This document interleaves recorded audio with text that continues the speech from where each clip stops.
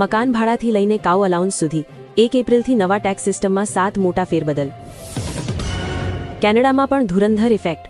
વર્ષો જૂની પરંપરા તૂટી, થિયેટરમાં અપાયો 15 મિનિટનો ઇન્ટરવલ. ડિજિટલ અરેસ્ટ મામલે આખરે કેન્દ્ર સરકાર એક્શનમાં, વોટ્સએપને આપ્યો મોટો આદેશ.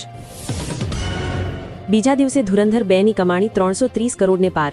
રણવીર સિંહની ઉજવણી, દીપિકા કોન્સર્ટમાં પહોંચી.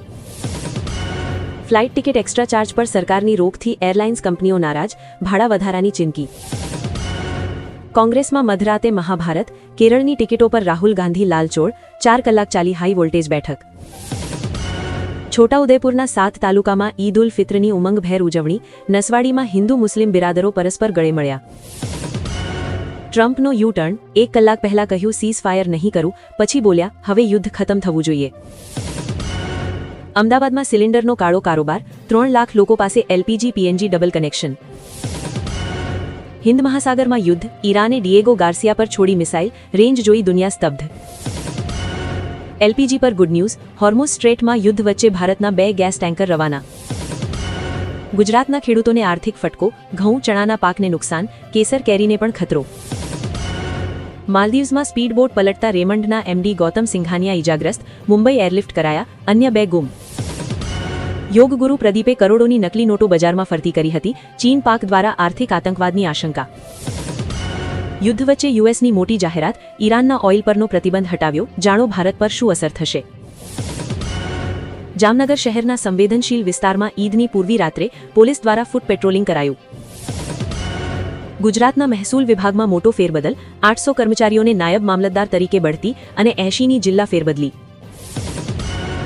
જામનગરમાં કડિયાવાડમાં મકાનમાં ચાલતી ઘોડી પાસાની મિની ક્લબ ઝડપાઈ, 2.46 લાખની માલમત્તા સાથે 10 આરોપીઓ પકડાયા. જામનગરનો કારખાનેદાર યુવાન વ્યાજખોરની ચુંગાલમાં ફસાયો, 30% લેખે રાક્ષસી વ્યાજ વસૂલનાર શખ્સ સામે ફરિયાદ. વડોદરાના મંદિરોમાં ત્રાટકી દાનપેટીની ચોરી કરનાર ટોળકીના 2 સાગરીતો પોલીસ જબ્બે. શરિયત વિરોધી કાયદો નામંજૂર, અમદાવાદમાં એઆઈએમઆઈએમ દ્વારા યુનિફોર્મ સિવિલ કોડનો વિરોધ.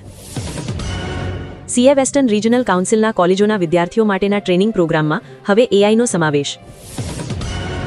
વડોદરા ફાયર બ્રિગેડના કર્મચારીઓના પગારનો મુદ્દો હલ થતા હડતાલ પાછી ખેંચી.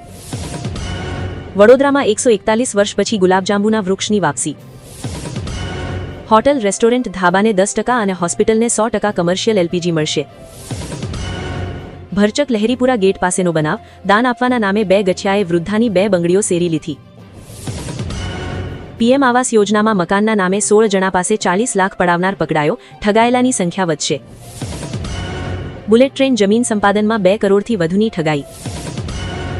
શહેરામાં સિંધી સમાજે ચેટીચાંદ પર્વની ભવ્ય ઉજવણી કરી, આયોલાલ ઝૂલેલાલના નાદ સાથે નગર ભક્તિમય બન્યું. યુદ્ધમાંથી અમેરિકાની પીછેહટ, ટ્રમ્પે કહ્યું મિશન પૂર્ણ થવાના આરે, હોર્મુઝ અંગે પણ હાથ અદ્ધર. 2027 સુધીમાં ઇન્ટરનેટ પર માણસો કરતા એઆઈ એજન્ટ્સ વધુ હશે. હોર્મુઝ પર કબજા માટે અમેરિકાના વધુ 3 જહાજ રવાના.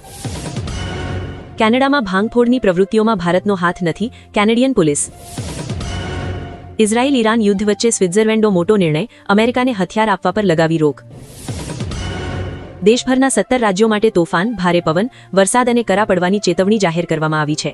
ગુજરાતમાં હવે વરસાદની શક્યતા નથી. આ સાથે આગામી 7 દિવસમાં લઘુત્તમ અને મહત્તમ તાપમાનમાં ધીરે ધીરે 3 થી 5 ડિગ્રીનો વધારો નોંધાઈ શકે.